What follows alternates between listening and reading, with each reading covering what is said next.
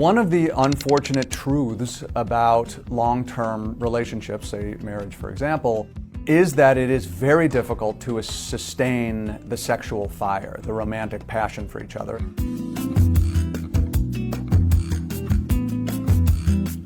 I'm Eli Finkel. I am a professor at Northwestern University in the psychology department and the Kellogg School of Management. We want our spouse usually to be our primary source of emotional support.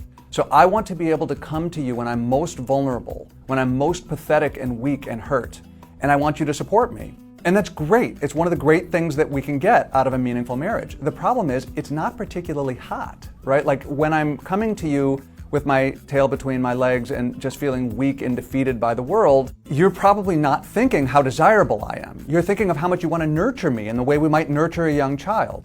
On the other hand, when we want to have sexual passion in the relationship, there's another way that we like to connect with each other. So there's this interesting juxtaposition of we want to have a respectful, loving, warm, nurturing sort of connection, but we also want a little bit of naughtiness and impropriety, and reconciling those two things is difficult.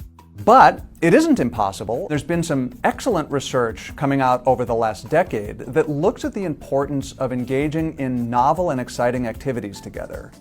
A lot of us default to engaging in comfortable sorts of activities together, sitting on the couch and watching some nice television, for example, and that's good for the relationship too, especially if you're having some communication while you're watching. That tends to increase the amount of satisfaction and connection we feel in the relationship, but it doesn't tend to increase how much fire and passion we have in the relationship.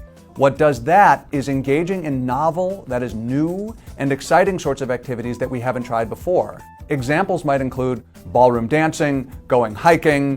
One person in one of the couples listed shucking oysters for the first time, but things that get you out of the mundane reality of everyday life. This is one of the most promising recipes for helping to sustain a sense of fire and passion for the partner.